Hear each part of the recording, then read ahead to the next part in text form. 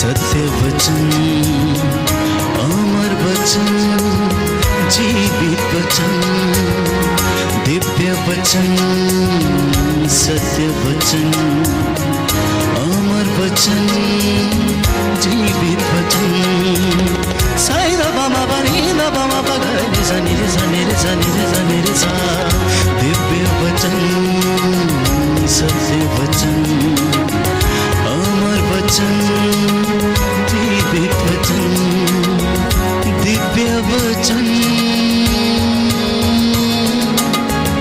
दिव्य वचन।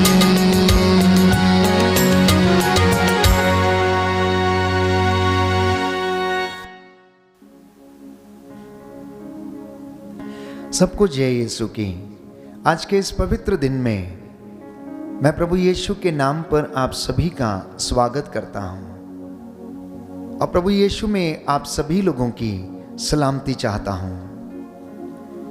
बाइबल हमें बताती है अय्यूब नबी का ग्रंथ अध्याय 5 पद संख्या 17 कि धन्य है वह मनुष्य जिसे ईश्वर सुधारता है, इसलिए तुम सर्वशक्तिमान के अनुशासन की उपेक्षा मत करो।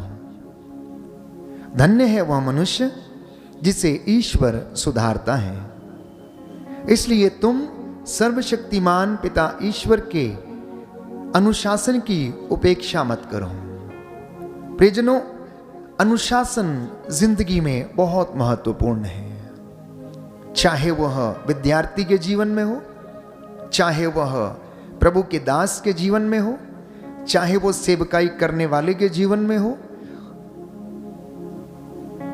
और चाहे वह लोकधर्मी के जीवन में क्यों ना हो।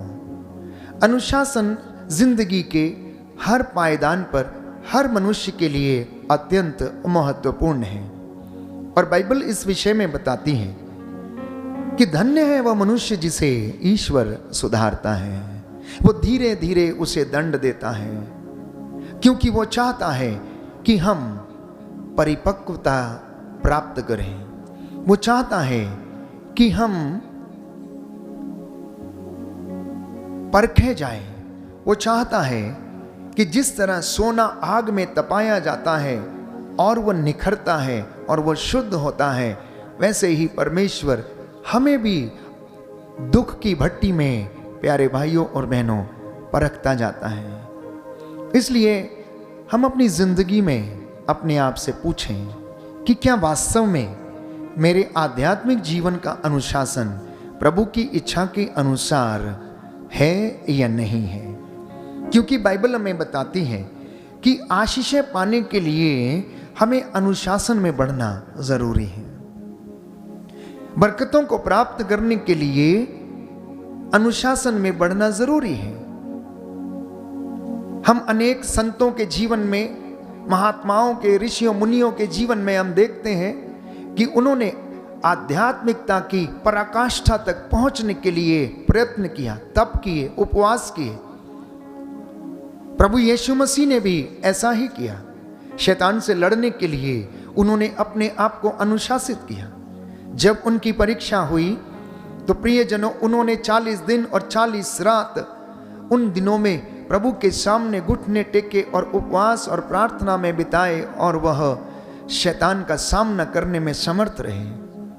क्रूस ढोने से पहले वो सारी रात घुटना टेक कर गेत्सेमनी बाग में औंधे मुंह गिरकर प्रार्थना करते रहे। एक स्वर्गदूत उनके सामने आकर खड़ा रहा और उन्हें ढारस बंधाता रहा। बाइबल कहती है कि संध्या समय आदत के अनुसार यीशु मसीह पहाड़ी पर जाते, एकांत में जाते और पिता से बातें करते, प्रार्थना किया करते थे। उनके जीवन में बहुत सारा अनुशासन था, लेकिन हम मनुष्य अपने जीवन में अनुशासित नहीं रह पाते हैं। ये हमारी कमजोरी है, और इसी कमजोरी में कई बार लोग, प्यारे भाइयों और बहनों, बर्बाद हो जाते हैं। तो यदि इंसान को अनॉइंटिंग में, अभिषेक में, अनुग्रह में आगे बढ़ना है तो उसे अपने जीवन में अनुशासित होना पड़ेगा। हालेलुया। हालेलुया। यीशु की स्तुति हो, यीशु की स्तुति हो। यीशु को धन्यवाद। यीशु को धन्यवाद। स्तोत्रकार कहता है, स्तोत्रकार कहता है, यदि मैं तेरी आज्ञाओं का यदि मैं तेरी आज्ञाओं का ध्यान करता रहूंगा ध्यान करता रहूंगा तो मुझे कभी हताश नहीं होना पड़ेगा। कभी हताश नहीं होना पड़ेगा। तेरी शिक्षा का पालन करने से ही तेरी शिक्षा का पालन करने से ही नवयुवक निर्दोष आचरण कर सकता है। क्योंकि ये आज्ञाएं दीपक हैं। यह शिक्षा ज्योति और अनुशासन की डांट है। Hallelujah, hallelujah, hallelujah, hallelujah. तो ये अनुशासन हमें कैसे मिलता है? बाइबल कहती है ईश्वर की आज्ञाओं का पालन करने से। कक्षा में एक टीचर बच्चों को शिक्षा देती है, स्कूल में नियम कायदे और कानून है, यदि विद्यार्थी उसका पालन करता है तो वह उन्नति प्राप्त करता है, परीक्षाओं में सफलता प्राप्त करता है और वह ऊंचे मुकाम पर जाता है। इसलिए बाइबल में कुछ एक ऐसे उदाहरण हैं प्यारे भाइयों और बहनों जो अनुशासन में रहे और अनुशासन के कारण ही उन्होंने अपने जीवन में प्रभु की बरकतों को ग्रहण किया। तो आप बुद्धि में सुलेमान के जैसे बन सकते हैं, स्तुति में दाऊद के जैसे आप बन सकते हैं, विश्वास में आप इब्राहिम के जैसे भी बन सकते हैं, युद्ध में आप योशुआ के जैसे भी बन सकते हैं। परंतु यदि अनुशासन में यूसुफ की तरह नहीं बनते तो शमशून की तरह शीघ्र ही नष्ट हो जाएंगे। तो शमशून की तरह शीघ्र ही नष्ट हो जाएंगे, बाइबल हमें बताती है। क्योंकि शमशून प्यारे भाइयों और बहनों जिसे परमेश्वर ने तमाम सामर्थ्य प्रदान किया था, उसकी शक्ति उसके बालों में थी, लेकिन वह एक स्त्री के वश में आकर उसकी गोद में सो गया और उन्होंने षड्यंत्र के अंतर्गत उसके बालों को काट डाला और उसकी सारी शक्ति उससे निकल गई। और बाइबल कहती है कि वह कम से कम 2 वर्ष तक बंदी गृह में रहा और जब उसके बाल पुनः बढ़ने लगे तब वो सामर्थ्य परमेश्वर ने उसे फिर से दिया। तो आध्यात्मिक जीवन में अनुशासन का होना अत्यंत आवश्यक है। हमारे जीवन में यह आशीषों को बनाए रखता है। प्यारे भाइयों और बहनों, यदि व्यक्ति के जीवन में यह अनुशासन नहीं है तो वह शीघ्र ही भटक जाता है। उत्पत्ति ग्रंथ में अध्याय 50 पद संख्या 20 में हम पढ़ते हैं, सुंदर उदाहरण है यूसुफ के जीवन के विषय में। यूसुफ जब अपने भाइयों से मिला तो वो उनसे कहता है कि आपने मेरे साथ बुराई करनी चाहिए, किंतु ईश्वर ने उसका बदला तुमसे नहीं लिया। इस प्रकार उसने बहुत से लोगों के प्राण बचाए। ना ही यूसुफ ने अपने भाइयों से उनके द्वारा की गई हरकत का बदला लिया। वो उनसे कहता है कि तुम मेरे विषय में षड्यंत्र रचते रहे, तुमने मुझे बेच दिया, अन्याय के लिए मुझे बेच दिया, मेरे पिता से तुमने मुझे अलग कर दिया, मेरे पिता से तुमने झूठ बोला, मुझे गड्ढे में डाल दिया। विपत्ति ने मेरा पीछा नहीं छोड़ा, मुझे बंदी गृह में डाल दिया गया। मैंने भलाई की लेकिन दुनिया मुझे धोखा देती रही। मुझे प्रलोभन में डालने का प्रयास किया गया, मुझे प्रलोभन में डालने का प्रयास किया गया, लेकिन परमेश्वर ने मेरी भलाई की। हालांकि ईश्वर मुझे उनके हाथ से छुड़ाने के लिए वहां पर नहीं आया। तुमने मुझे गुलाम सौदागरों के हाथों बेच डाला, वे मुझे बचाने नहीं आए। ना ही उसने मेरा कुर्ता वापस किया और ना ही उसने पोतीफर की पत्नी को गलत काम करने से रोका। परमेश्वर चाहता तो पोतीफर की पत्नी को रोक सकता था, लेकिन उसने नहीं रोका। उसकी पत्नी ने यूसुफ को प्रलोभन दिया, वो उसके साथ रमण करना चाहती थी, लेकिन यूसुफ ने इनकार कर दिया और वो वहां से भाग गया। और इसी के चलते उन्होंने उसे बंदी गृह में डलवा दिया। परमेश्वर चाहता तो उसे बंदी गृह में जाने से रोक सकता था, लेकिन परमेश्वर ने ऐसा नहीं किया। उसने उन लोगों को मुझे बचाने भेजा जिनके साथ मैंने भला किया था। इसके बावजूद उसने मुझे छोड़ा नहीं, यूसुफ कहता है। इसके बावजूद ईश्वर ने मुझे छोड़ा नहीं, हालांकि वो मुझे बचाने के लिए नहीं आया, उसने मेरा अभिषेक किया, उसने मुझे आत्मा से भर दिया। और बाइबल कहती है उत्पत्ति ग्रंथ अध्याय 41 पद संख्या 38 में कि फिरौन ने दरबारियों से कहा कि क्या हमें इस मनुष्य की तरह कोई ऐसा व्यक्ति मिल सकता है जिसमें ईश्वर का आत्मा विद्यमान है। फिरौन इस बात को स्पष्ट करता है, फिरौन इस बात को कहता है कि क्या हमें यूसुफ के जैसा कोई ऐसा व्यक्ति मिल सकता है जिसमें ईश्वर का आत्मा विद्यमान है। और इसके बाद फिरौन ने यूसुफ से कहा, जब ईश्वर ने तुम पर ही सब कुछ प्रकट किया है तो तुम्हारी तरह समझदार और बुद्धिमान कोई नहीं मिल सकता।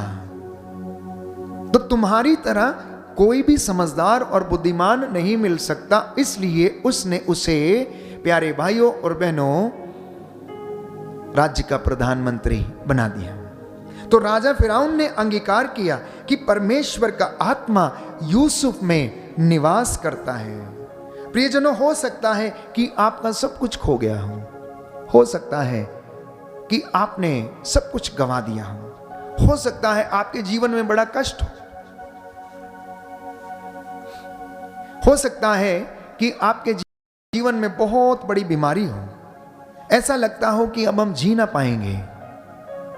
लेकिन आप ढारस रखिए, विश्वास रखिए। दो ही बातें आवश्यक हैं, ईमानदारी और वफादारी। प्यारे भाइयों और बहनों, बाइबल हमें बताती है, परमेश्वर का वचन कहता है कि तुम ईमानदारी और वफादारी को अपने गले में बांधे रखो और वो तुमको आशीष प्रदान करेगा। बोलो आमेन, आमीन, हालेलुया, हालेलुया, हालेलुया, हालेलुया। प्रभु का वचन कहता है, प्रभु का वचन कहता है, सूक्ति ग्रंथ अध्याय 13 पद संख्या 18, जो अनुशासन की उपेक्षा करता है, जो अनुशासन की उपेक्षा करता है, उसे दरिद्रता और अपमान सहना पड़ेगा, किंतु जो डांट का ध्यान रखता है, वह सम्मानित होगा। Hallelujah, hallelujah, hallelujah, hallelujah. कितनी सुंदर बात है। सूक्ति ग्रंथ अध्याय 13 पद संख्या 18, book of proverbs chapter 13 verse 18, कि जो अनुशासन की उपेक्षा करता है, अर्थात जो अनुशासन को, डिसिप्लिन को स्वीकार नहीं करता, जो अपनी मनमानी करता है, उसे दरिद्रता और अपमान सहना पड़ेगा। दरिद्रता मतलब गरीबी उसे सहनी पड़ेगी, देखनी होगी, वो कंगाल हो जाएगा और उसे सम्मान नहीं मिलेगा। किंतु जो डांट का ध्यान रखता है, जो शिक्षा को स्वीकार करता है, वो क्या होगा? सम्मानित होगा, वो सम्मानित होगा। इसलिए ईश्वर के वचन की कभी भी उपेक्षा नहीं करना। बहुत सारे वचन प्यारे भाइयों और बहनों परमेश्वर हमें इसलिए सुनाता है दासों के द्वारा नित्य प्रतिदिन कि हम अपने जीवन में आशीषों को ग्रहण करें। आज का दिन परमेश्वर ने आपको दिया वचन सुनकर उस पर चलने के लिए, अपने आप को अनुशासन में रखने के लिए, आध्यात्मिक जीवन में अनुशासन को स्वीकार करने के लिए। तो प्रियजनों, हो सकता है आपको सांसारिक चीजें वापस ना मिलें क्योंकि आपने उन्हें खो दिया है, परंतु परमेश्वर अपने भंडार से आपको आशीष अवश्य प्रदान करेगा। बोलिए आमेन, आमीन, हालेलुया, हालेलुया, हालेलुया, हालेलुया। क्योंकि वह अपनी भलाई सदा बनाए रखता है, उसकी भलाई सदा के लिए बनी रहती है। परमेश्वर ने अपने अंदर की भलाई से यूसुफ को भर दिया, हालांकि वो साक्षात रूप से उसके सामने उसे बचाने के लिए नहीं आया, ना ही उसने किसी व्यक्ति को वहां पर भेजा, लेकिन परमेश्वर ने अपनी आंतरिक भलाई से यूसुफ को भर दिया और वो ईमानदार रहा। उसकी ईमानदारी और वफादारी के कारण परमेश्वर ने उसे आत्मा के वरदान से भरा, उसे आत्मा प्रदान किया, ईश्वरीय बुद्धि से उसे ओतप्रोत किया, उसे समझदारी से भर दिया, उसे साहस से भर दिया। वो निडरता पूर्वक राजा के सामने खड़ा रहा, वो निडरता से पोतीफर की पत्नी का सामना करता है और बड़े साहस के साथ उससे रमण करने के लिए वो मना करता है। ये ईश्वर का आशीर्वाद था। और बाइबल कहती है यदि कोई धनी बनता है तो वो ईश्वर के आशीर्वाद से धनी बनता है। इंसान पैसे से धनी नहीं होता है प्रियजनों। यदि लोग पैसे से धनी बनने लगते तो प्रियजनों उनके जीवन में पाप, अश्लीलता, अनेक प्रकार की बुराइयां नहीं होती। वास्तव में धनी व्यक्ति तो वो है जिसे परमेश्वर ने समझदारी, बुद्धि, आत्मा और सत्य बोलना, प्रेम करने का वरदान प्रदान किया है, सहनशीलता का वरदान प्रदान किया है। जो सत्य बोता है, ईमानदारी के रास्ते पर चलता है, परमेश्वर की निगाहों में वही सबसे धनी है। तो आज यूसुफ के जीवन से प्रियजनों हम सीख सकते हैं कि जिस तरह से यूसुफ के साथ उसकी पूरी जिंदगी में गलत होता रहा, हो सकता है मेरे और आपके साथ भी ऐसा होता रहे, लेकिन आप परमेश्वर के अनुग्रह में बढ़ते रहें। परमेश्वर आपको अपना आत्मा देना चाहता है और आपको वह ऊपर उठाना चाहता है। आज परमेश्वर आपको वह सब कुछ देना चाहता है जो उसने निर्धारित किया है।